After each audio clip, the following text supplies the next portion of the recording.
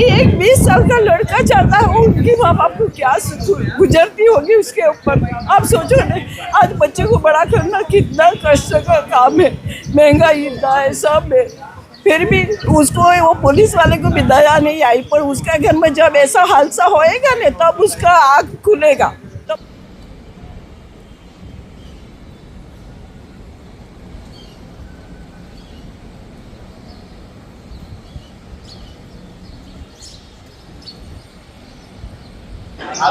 नमस्कार, आदाब। मैं अजीम तांबोली, आप देख रहे YSR न्यूज़। 16 जुलाई गुरुवार को 7:30 बजे के आसपास एक बड़ा हादसा हुआ। मीरा रोड के जेपी नॉर्थ परिसर के जेके एरिस सोसाइटी में एक बड़ा क्रेन का हिस्सा यहां पर गिरा। सोसाइटी में एक 22 वर्षीय युवक की दर्दनाक मौत हुई इस हादसे में। साथ ही साथ कई गाड़ियों को भी भारी नुकसान हुआ है। आपको बता दूं कि 16 घंटे बीत जाने के बाद भी FIR दर्ज नहीं किया गया। परिवारों का कई आरोप है कि जेपी बिल्डर पर मामला दर्ज किया गया है। संबंधित विभाग पर मामला दर्ज किया जाए, ना कि कॉन्ट्रैक्टर के ऊपर मामला दर्ज किया जाए। इसी संदर्भ में हमने स्थानीय लोगों से बातचीत की। आइए जानते हैं इन्होंने क्या कुछ कहा। मैं जितेंद्र पोटे, ये सोसाइटी का मैं सेक्रेटरी हूँ जहाँ पे अभी हादसा हुआ है। ये कल करीबन 7 बजे ये हादसा हुआ है। यहाँ पे बाजू में एक जेपी इंफ्रा का एक प्रोजेक्ट चल रहा है, उनका निगलेंसी की वजह से ये सब इंसिडेंट हुआ है। उनको ये क्रेन लगाने के लिए हम लोगों ने पहले भी मना किया था वहाँ पे, क्योंकि जगह नहीं था वहाँ पे। उनका पार्किंग का टावर का काम चालू है वहाँ पे। पहले तो 7 माले के लिए उन लोगों ने बोले कि 7 माले का उनका काम है, 7 माले में लगाने की जरूरत भी नहीं था उनको। लेकिन अभी 7 माले से उनका 11-12 माला हो गया और क्रेन लग गई है यहाँ पे। रात को 2-2, 3-3 बजे तक इनका काम चालू है यहाँ पे।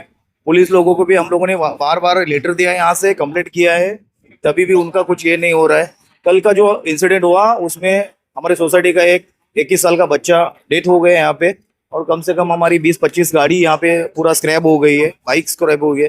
हम लोग कल 8 बजे से लेके पुलिस स्टेशन में जाके बैठे हैं यहाँ पे सोसाइटी से 200-300 लोग कि FIR सिर्फ तुम लोग हमारा ले लो जेपी के ऊपर। उनका पुलिस लोगों का कहना ही इतना है कि FIR लेंगे हम लोग, बट वो जेपी के ऊपर नहीं लेंगे, हम लोग वो कॉन्ट्रैक्टर के ऊपर लेंगे।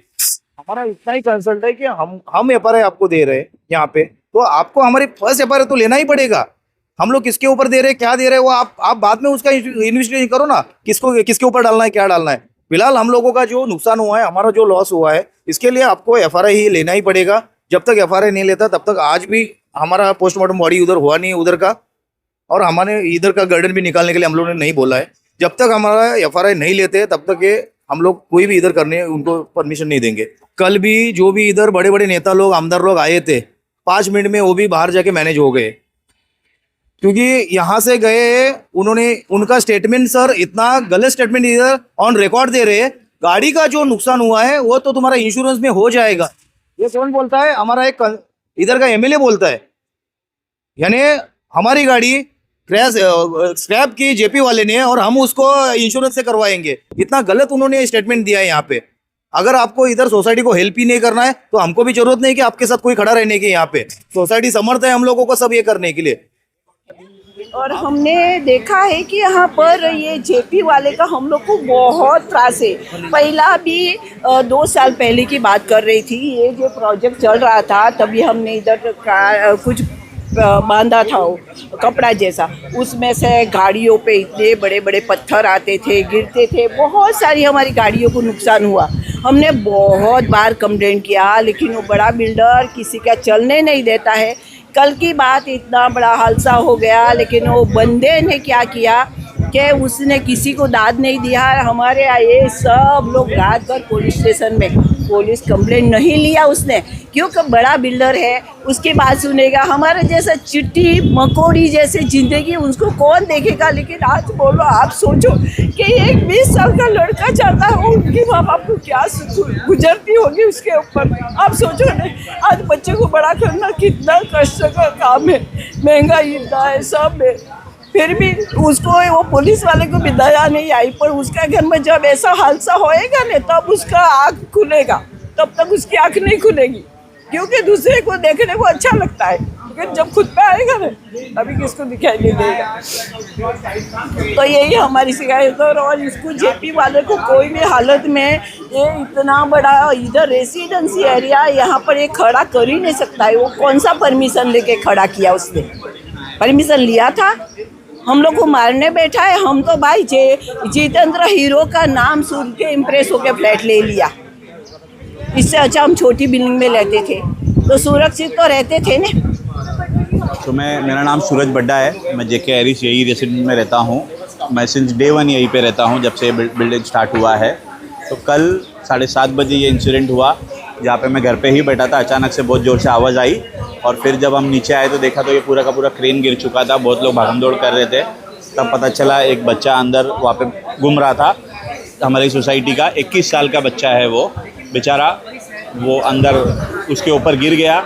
उसको निकालने से 1 मिनट हॉस्पिटल है, सिर्फ 1 मिनट में है। उसको पहुंचने तक वहाँ पे हॉस्पिटल के बाहर ही डिक्लेयर कर दिया he is dead, he is no more. उसके पिताजी के साथ में मैं रात के 9 बजे से लेके 4 बजे तक पुलिस स्टेशन में हूँ। और वहाँ पे पुलिस स्टेशन में उसके पिताजी एफआईआर फाइल करने की कोशिश कर रहे हैं, जो कि पूरा का पूरा पुलिस स्टेशन एफआईआर लेने रेडी नहीं है। वो बोल रहे हैं हम एफआईआर लेंगे बट एफआईआर के अंदर नाम हम कॉन्ट्रैक्टर का डालेंगे। क्यों? क्योंकि कॉन्ट्रैक्टर ये देख रहा है। और उनके पिताजी का ये मानना है कि हमको जेपी इंफ्रा, जिसका ये पूरा का पूरा बिल्डिंग है, आप देख सकते हो ये भी प्रोजेक्ट है, ये पीछे वाला भी प्रोजेक्ट है, ये जेपी इंफ्रा का। ये पूरे आजू बाजू में मेजॉरिटी जेपी इंफ्रा के बड़े बड़े प्रोजेक्ट चल रहे हैं जो नॉइस पोल्यूशन, कंस्ट्रक्शन पूरा टाइम चालू कर रहा है, ट्रैफिक क्रिएट कर रहा है। बोल रहे हम उनका नाम नहीं डालेंगे, हम कॉन्ट्रैक्टर का नाम डालेंगे। सोचिए एक पिताजी जिसका बच्चा लॉस्ट हो चुका है, बच्चा जा चुका है, वो 8 घंटे लड़ाई लड़ रहा है कि मैं पहले कंप्लेंट तो करूँ। सोचिए मतलब इंसाफ तो बहुत ही दूर की बात है कि एक आम आदमी जो एक अच्छे खासे शहर में रह रहा है, इंडिया का फाइनेंस कैपिटल के बाजू में थाने डिस्ट्रिक्ट में, और यहाँ पे ऐसे शहर में एक अच्छे रेसिडेंट की ये वैल्यू नहीं है, तो गरीब आदमी तो क्या ही करेगा। 9 घंटा पूरा का पूरा पुलिस स्टेशन हम पे सिर्फ यही प्रेशर डाल रहा है कि हम केस करेंगे, एफआईआर करेंगे, लेकिन ये सिर्फ कॉन्ट्रैक्टर के नाम पे करेंगे, जेपी डेवलपर के नाम पे नहीं।